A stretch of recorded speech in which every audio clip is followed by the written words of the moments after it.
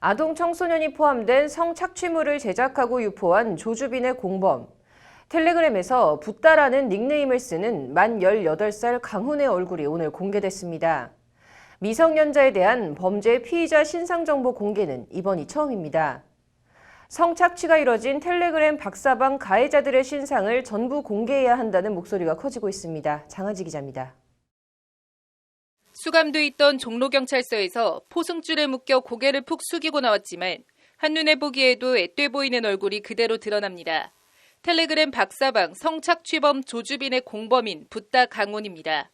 시종일관 고개를 푹 숙인 강훈은 피해자에게 정말 죄송하다고 말했습니다. 본인 때문에 피해 입은 분들께 한 말씀 해주시죠. 죄송합니다. 정말 진심으로 사죄드리고 죄송합니다. 강훈은 하지만 신상 공개가 부당하다고 생각하냐는 등 취재진의 질문엔 아무런 답변을 하지 않았습니다. 혐의 인정하십니까? 미성년자로서는 처음으로 신상공개 대상 됐는데 부당하다고 생각하십니까? 조주빈 지시받아서 움직인 거 맞습니까? 조주빈 측에서 시키는 대로 하신 거 맞나요? 강훈은 성착취가 이뤄진 박사방 참여자들을 모집 관리하고 입장료 명목으로 받은 암호화폐를 현금화해 범죄 수익금을 조주빈에 전달한 일종의 자금책 역할을 한 혐의를 받습니다. 서울지방경찰청은 앞서 어제 신상정보공개위원회를 열고 강훈의 이름과 나이, 얼굴을 공개하기로 했습니다. 경찰은 범죄 수법이 치밀하고 계획적이며 아동 청소년을 포함한 다수의 피해자에게 지속해서 심각한 피해를 야기하는 등 범죄가 중하다. 국민의 알 권리, 동종범죄의 재범 방지 및 범죄 예방 차원에서 공공의 이익에 부합한다고 신상정보 공개 결정 사유를 밝혔습니다. 국민들의 알 권리, 국민들이 이 사람을 알 필요가 있고 이 피의자 재범의 방지, 범죄 예방 이런 사람들 얼굴을 알려서라도 이제 이런 동종류의 범죄가 일어나지 않게끔. 강훈은 2001년 5월생으로 올해 고등학교를 졸업한 미성년자입니다. 만 18살로 미성년자에 대한 신상정보 공개 처분이 내려진 건 강훈이 처음입니다. 강훈은 서울지방경찰청에 신상정보 공개 결정이 내려지자 서울행정법원에 신상공개 처분을 취소해달라는 집행정지 신청을 냈지만 법원은 이를 기각했습니다.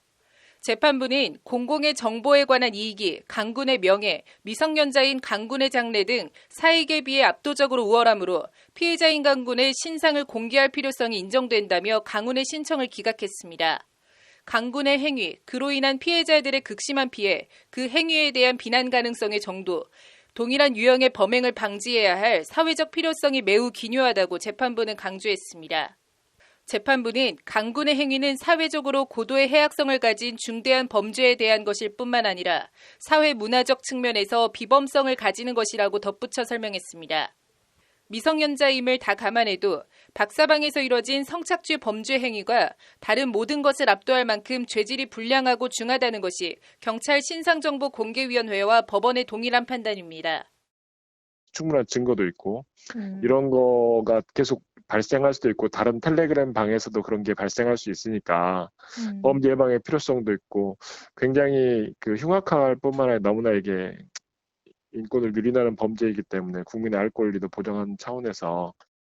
관련해서 국회 국민동의 청원 게시판엔 N번방과 같은 미성년자 대상 성범죄자의 신상공개 요구에 관한 청원이 올라와 있습니다.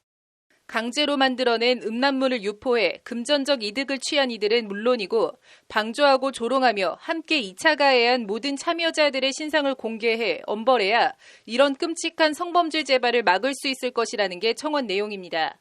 국회 국민동의 청원 사이트엔 현재 텔레그램 N번방 관련해서 모두 16개의 청원이 올라와 있는데 내용은 디지털 성범죄에 대한 처벌과 신상공개 확대 및 강화로 대동소이합니다. 이 가운데 3건의 청원은 상임위 회부 충족 조건 10만 명 동참을 받아 소관위원회인 여성가족위원회와 관련 위원회인 법사위, 과학기술정보통신위원회, 행정안전위원회 등에 각각 회부된 상태입니다.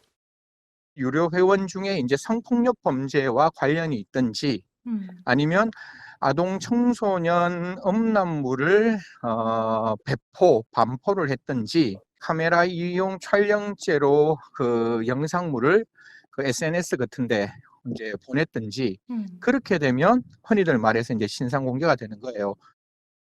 박사방을 비롯한 N번방 사건에 가담한 전원의 신상을 공개해달라고 촉구하는 청와대 국민청원에는 현재까지 200만 명 이상이 참여한 상태입니다.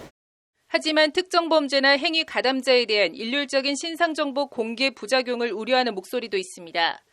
성폭력 처벌법은 범죄를 범했다고 의심할 만한 충분한 증거가 있는 때로 신상 공개를 엄격히 제한하고 있는데 일률적으로 신상을 공개했다가 나중에 무죄 판결을 받을 경우 그 피해를 어떻게 회복하냐는 겁니다. 일반적인 모든 이제 범죄자들을 다 그렇게 신상을 공개할 수 있는지는 이제 미국도 약간 논쟁이 되고 있죠. 피의자일 경우에 지금 공개한다는 게 이슈가 좀 될 소지가 있죠. 왜냐하면 무죄 추정의 원칙. 회복 불가능한 피해 가능성을 우려하는 일각의 우려에도 불구하고 여론은 아동 청소년 대상 성범죄에 대해선 처벌 수위는 물론 신상정보 공개를 크게 확대 강화해야 한다는 목소리가 훨씬 많습니다.